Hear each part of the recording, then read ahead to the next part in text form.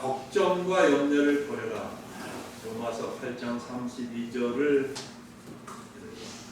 근거로 이렇게 말씀을 드리겠습니다. 성경에 염려하지 말고 기도하라 이 말씀이 또 염려하지 말라라면서 다른 이유와 근거를 대는 성경 구절들도 있는데 오늘 저는 하나님의 사랑에 근거해서 하나님의 사랑을 알고 이해하고 거기에 뿌리를 내림으로 그것을 통해서 걱정과 염려를 버릴 수 있다. 이런 주제로 말씀을 드리겠습니다. 여러분 세상살이는 간단하지 않지요. 지난 한 주간도 꽤 어렵죠. 쉽지 않습니다. 세상살이가 뭔가 모르게 복잡해요. 쉬울 것 같은데도 안 그래요. 근데 그런 세상에 사는 우리가 또 뭐 완벽하면 얼마든지 헤쳐나갈 수 있을 텐데 완벽하지도 못합니다. 여러 가지 일을 경험하면서 이렇게 저렇게 한계를 느끼고 부족함을 느낍니다. 그렇다가 보니까 우리는 늘 자나깨나 근심이 있고 걱정이 있어요. 이런 일도 염려가 되고 저런 일도 염려가 됩니다. 산 넘어 산이라는 말이 있잖아요. 한 산 넘으면 또 다른 산이 우리 앞을 가로막습니다. 한 곱이 넘어가면 또 다른 문제가 우리를 기다리고 있습니다. 여러분, 이런 세상에서 우리가 사는데 어떻습니까? 하나님을 믿는 것이 도움이 됩니다. 진짜요? 역시 우리 교인들은 대단해요. 하나님 믿는 게 도움이 되면 너무 좋겠어요. 혹시 글쎄요, 하나님 믿는 게 이 세상 살이하고 그렇게 도움이 되는지 잘 모르겠습니다. 이런 느낌이 들 수도 있을 것 같아요. 그래서 질문 하나 드려보겠습니다. 하나님이 어떤 분이라고 생각하세요? 만일 누군가가 여러분에게 하나님 믿으신다면서요? 네. 그러면 하나님이 어떤 분이에요? 하나님이 어떤 분인데 왜 하나님을 믿어요? 그러면 여러분은 하나님을 어떻게 소개하시겠어요? 성경에 하나님을 묘사하는 표현들이 굉장히 많죠. 창조주 하나님, 전지전능하신 하나님, 무소부재, 그러니까 안 계신 곳이 없다 이런 뜻이거든요. 그러니까 어디에나 계시는 하나님, 긍휼과 자비가 풍성하신 하나님, 신실하신 하나님, 의로우신 하나님, 또 우리를 너무 사랑하시다 보니까 우리가 우상 숭배 같은 거 하고 그러면 질투하시는 하나님, 질투하는 하나님도 있어요. 또 우주의 왕이다, 주의 주다, 또 영이시다, 또 하나님은 영원하신 분이다 등등 굉장히 많은 하나님에 대한 묘사가 있어요. 근데 그 수많은 하나님에 대한 묘사 중에서 가장 아름답고 은혜로운 묘사는 요한일서 4장 8절이라고 저는 생각해요. 요한일서 4장 8절이 이렇습니다. 사랑하지 아니하는 자는 하나님을 알지 못하나니 하나님은 사랑이십니다. 아멘. 하나님은 사랑이십니다, 여러분. 그래서 우리도 하나님이 사랑이시라고 압니다. 그지요? 아시지요? 하나님의 사랑을 노래합니다. 찬양합니다.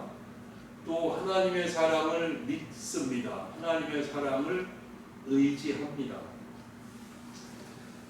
그런데 이렇듯 하나님이 사랑이심을 아는 듯한데 솔직히 말씀드릴게요.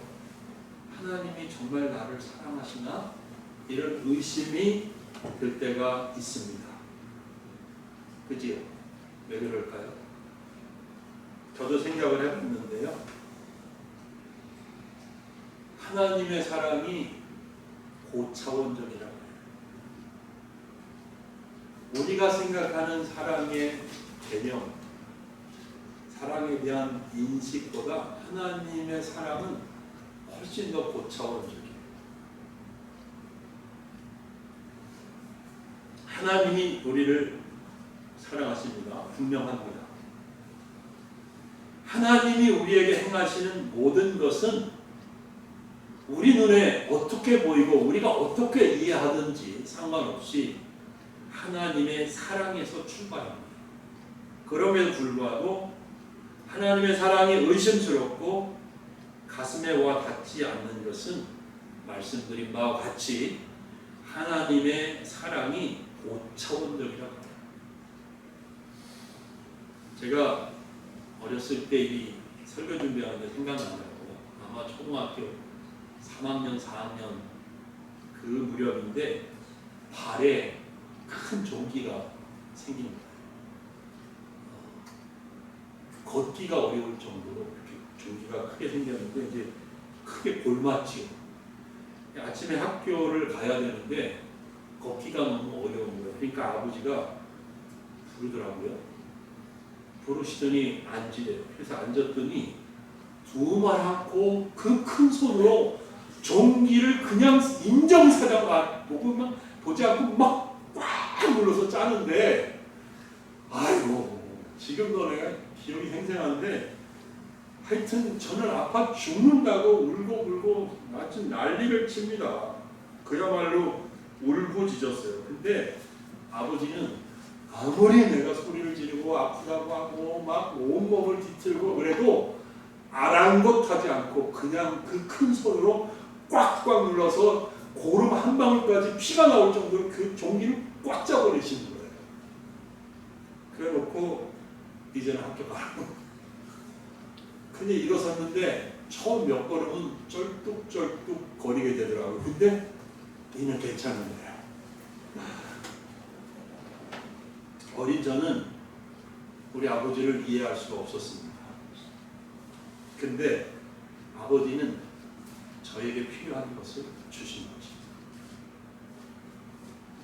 우리는 하나님 아버지의 고차원적인 사랑을 이해하지 못할 때가 너무 많습니다.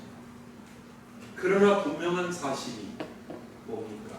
우리가 그 사랑을 이해하든지 이해하지 못하든지 하나님은 그 고차원적인 사랑으로 저와 여러분을 변함없이 사랑하신다는 사실입니다. 오늘 우리를 향한 하나님의 고차원적인 사랑을 조금이라도 더 많이 이해하실 수 있는 그런 은혜가 우리 가운데 함께 할 수 있기를 바랍니다. 자, 그러면 하나님의 사랑이 왜 고차원적일까요? 첫 번째, 오늘 본문을 통해서 알 수 있는데 하나님은 아들이신 예수님을 아끼지 않고 내주실 정도로 고차원적인 사랑을 보여주셨습니다. 하나님이 아들이신 예수를 아끼지 않고 내주셨다는 말이 무슨 뜻입니까? 이 말씀은 하나님이 예수를 십자가에 죽게 하셨다는 것이죠. 성경에 따르면 잘 아시는 대로 우리는 죄인입니다. 죄인은 하나님의 심판을 받고 지옥에 떨어져서 영원히 형벌을 받아야 합니다. 그리고 우리가 이 땅에 사는 동안에도 죄의 종노릇 할 수밖에 없고 평생 육체적으로, 정신적으로, 영적으로 고통을 벗어날 수 없는 것이 죄인의 운명이거든요.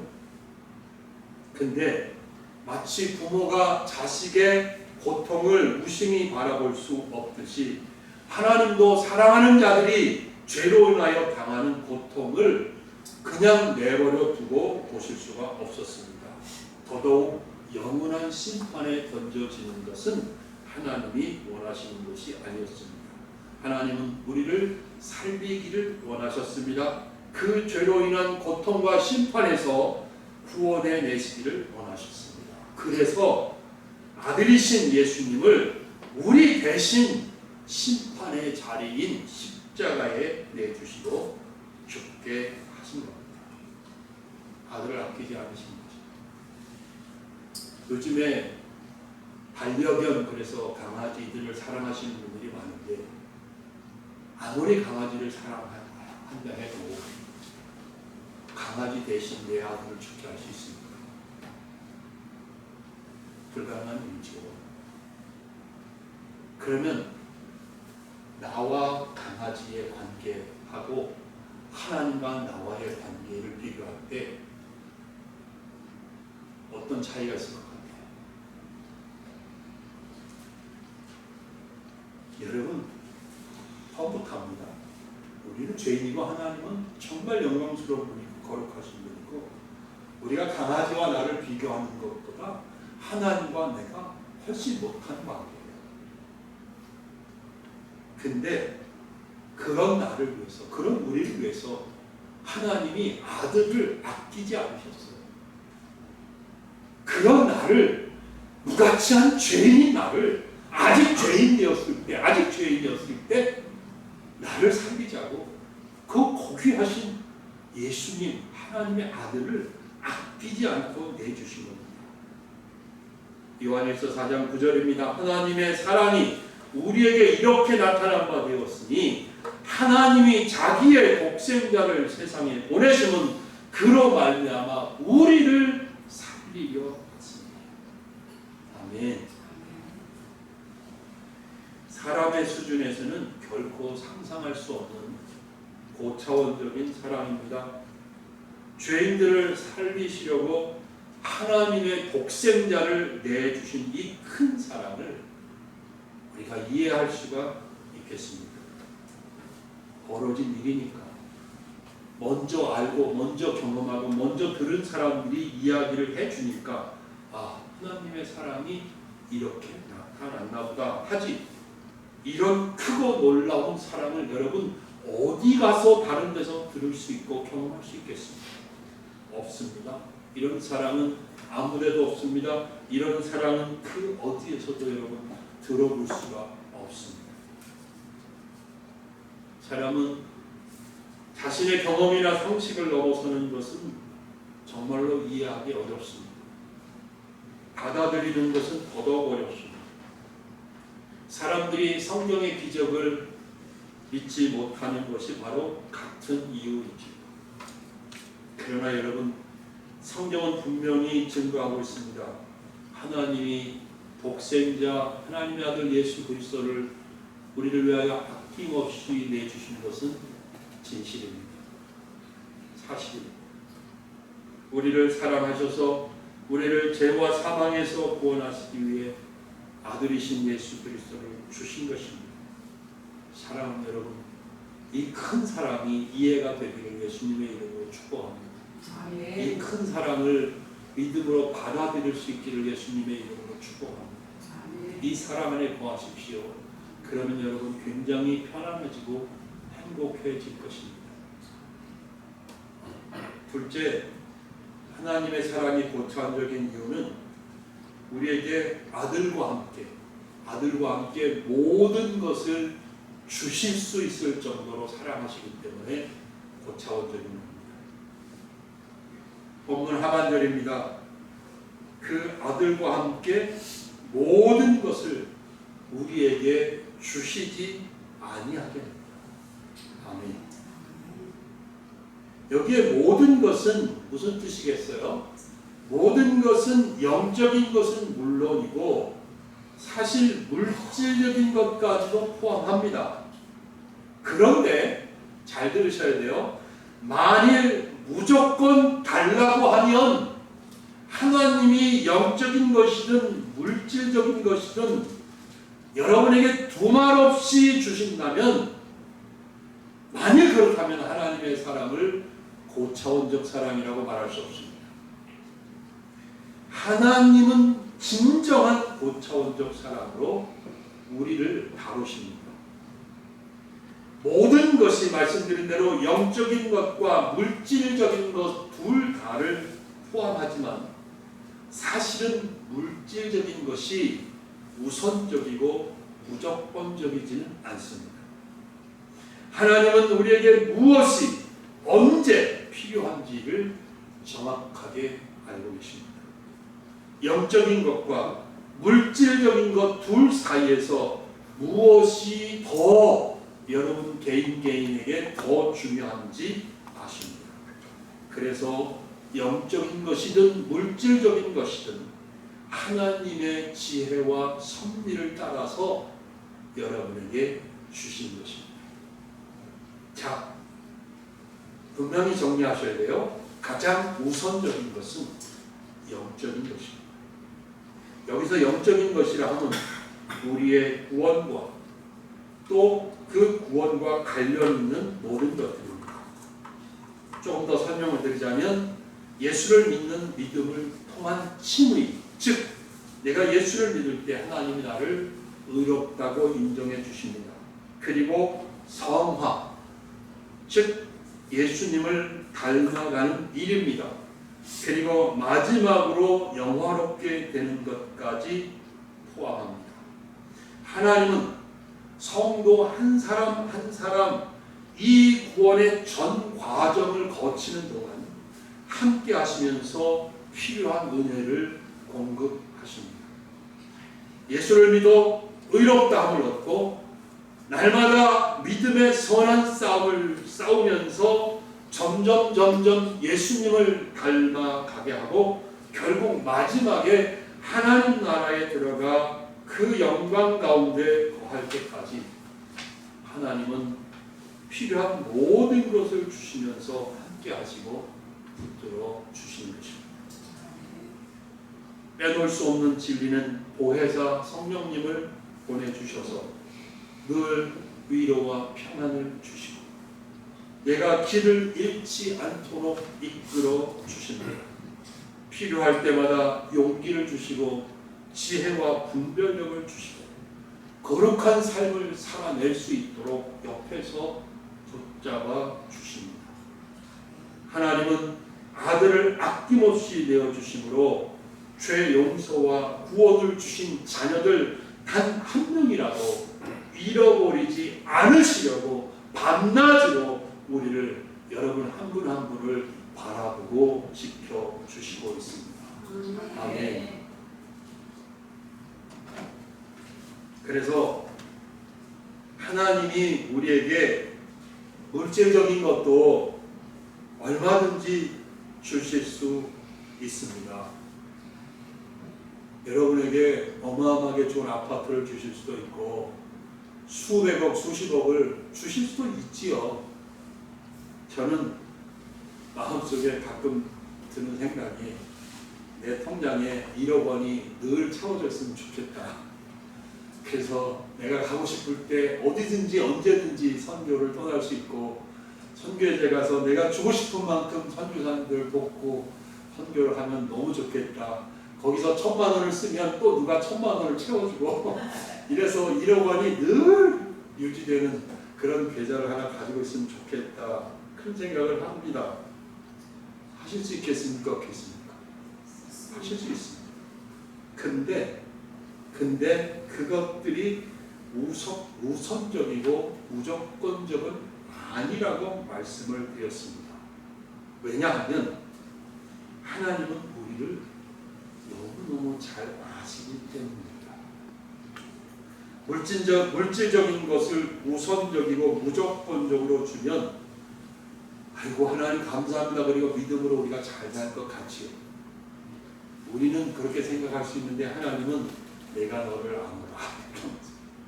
그렇지 않아요. 분명히 우리는 믿음을 잃어버릴 거예요. 기도를 쉬게 될 거예요. 어쩌면 하나님을 믿는 믿음을 떠나갈지도 못해요. 제가 이렇게 말씀드리는 이유는 성경에 근거합니다. 구약 성경 중에서 사사기를 읽어보면 이런 사실이 너무너무 분명하게 드러나고 있거든요. 하나님께서 이스라엘의 대적을 물리쳐 주시옵니다. 그러면 수십 년간 평안을 누립니다. 그 평안한 가운데 이스라엘은 꼭 다시 하나님을 버리고 이방인들이 섬기는 우상숭배에 빠지고 그 사회가 부정부패로 완전히 썩어버리는 그런 일들이 일어납니다. 그러면 하나님이 정신 차리라고 이방 민족들을 들어서 몽둥이로 쓰십니다. 그러면 또 힘들어 죽겠다고 괴로워 죽겠다고 하나님 앞에 나와서 울부짖고 기도합니다. 그러면 하나님이 다시 사사를 세우셔서 그 사사를 통해서 이스라엘을 구원해 주십니다. 그래서 또 수십 년간 평화가 유지됩니다. 그러면 이스라엘은 반드시 또 타락하고 또 우상숭배에 빠지고 또 사회가 부패하고 이게 계속 반복되잖아요. 사람은 이처럼 연약합니다. 이처럼 연약합니다. 하나님은 그런 우리의 연약함을 어떻게 다루어야 하는지 너무 잘 아신다는 거예요.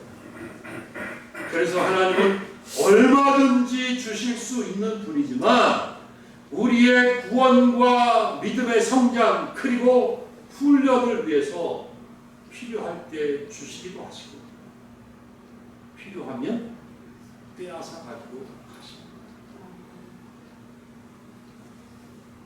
하나님은 결코 능력이 없으시거나 주고 싶어도 못 주시는 것이 아닙니다.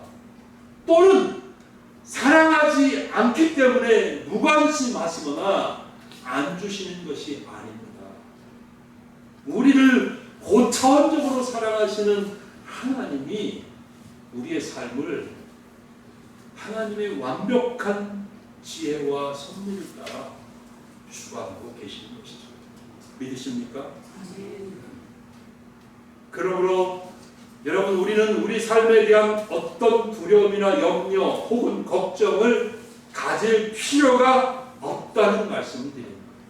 하나님이 이렇게 우리를 사랑하시니 그분의 완벽한 지혜와 섭리를 따라 우리가 망하지 않도록 우리가 천국에 안전하게 들어갈 때까지 우리를 지키시고 보호하시고 필요한 것을 공급하시니 우리가 이 세상에서 무엇 때문에 두려워하고 무엇 때문에 염려하고 무엇 때문에 걱정할 필요가 있겠느냐 하는 말씀입니다. 우리는 그저 하루하루 하나님 앞에 말씀과 기도로 믿음의 삶을 살면 됩니다. 아멘. 하나님께서 우리 삶을 책임지시기 때문입니다. 있어야 할 것과 그것이 있어야 할 때를 미리 다 하시는 하나님께서 때를 따라 돕는 은혜를 베푸십니다. 아멘.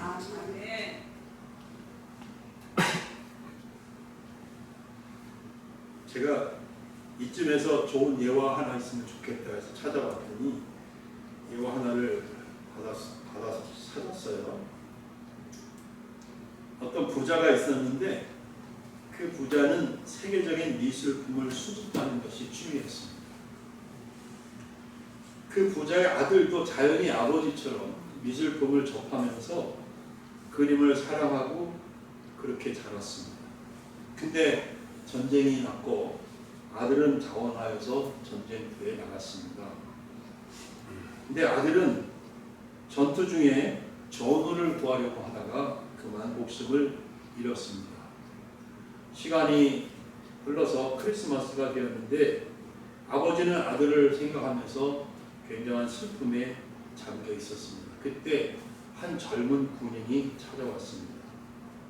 그 군인은 자기가 아들의 전우였다고 말하고 아들의 그 죽음을 두 눈으로 직접 목격했다고 말했습니다. 그리고는 수줍게 그림 한 장을 내밀었습니다. 그리고는 말했습니다. 아버님, 제가 전문 화가는 아니지만 전장에서 함께 지낸 아드님의 모습을 그려보았습니다. 이 그림을 아버님께 드립니다. 제 작은 선물입니다.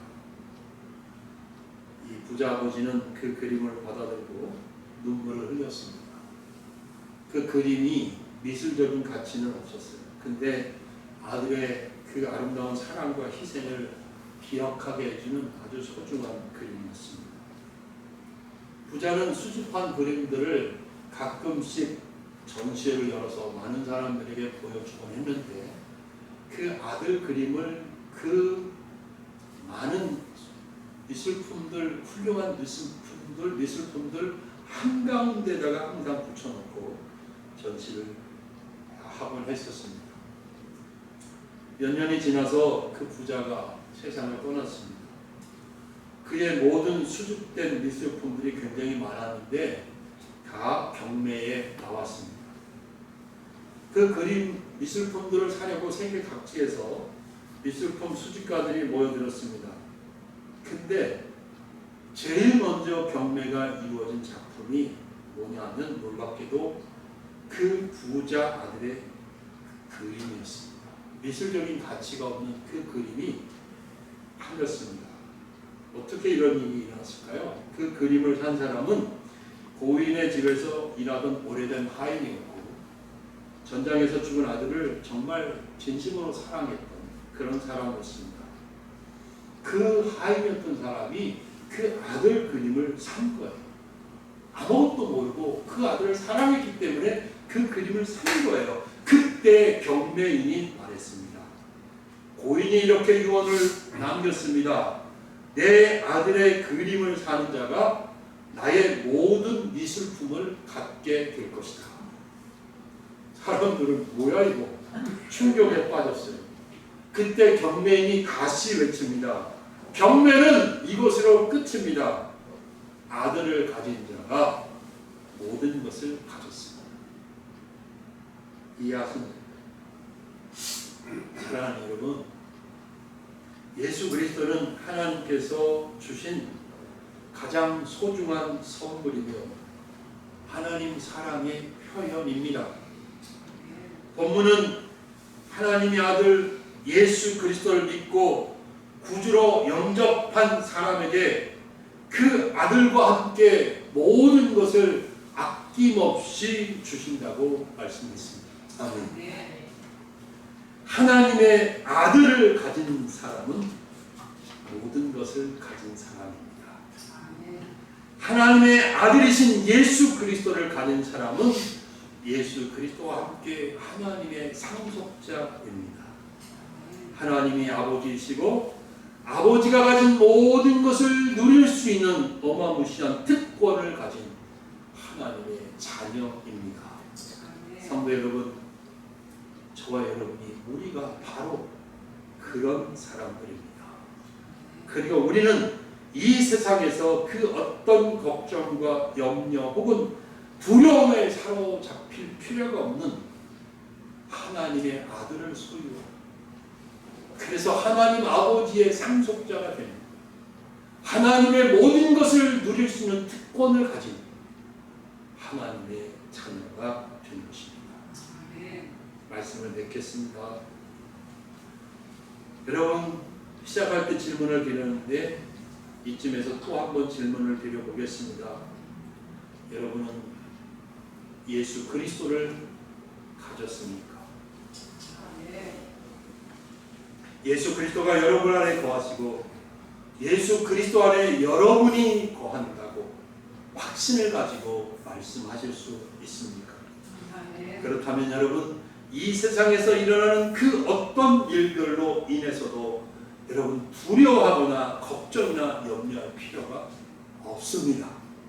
왜냐하면 우리는, 저와 여러분은 예수 그리스도를 가졌기 때문입니다. 예수 그리스도를 가진 자에게 하나님은 사랑의 아버지이시고 우리를 고차원적으로 사랑해 주십니다. 하나님과 하나님 사랑을 신뢰하십시오. 하나님 사랑은 결코 우리를 망치는 어설픈 그런 사랑이 아닙니다. 요즘 부모들이 자식을 사랑한다고 사랑하다가 자식을 망치는 그런 어설픈 사랑이 얼마나 많습니까? 하나님의 사랑은 그런 사랑이 아닙니다. 하나님 사랑은 우리를 곤란하게 만드는 불완전한 사랑이 아닙니다. 하나님의 사랑은 그저 안타까워하면서도 아무것도 줄 수 없는 그런 무기력한 사랑이 아닙니다.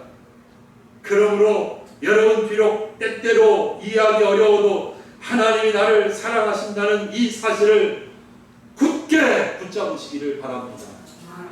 하나님의 아들을 가진 자는 모든 것을 가졌습니다. 모든 것을 가졌기에 결코 무너지지 않습니다. 무너지지 않을 것입니다. 그러므로 그 어떤 걱정이나 염려를 내 가슴에 품고 있을 이유가 없습니다. 버리십시오. 하나님 사랑 안에 거하십시오. 아멘. 기도하겠습니다.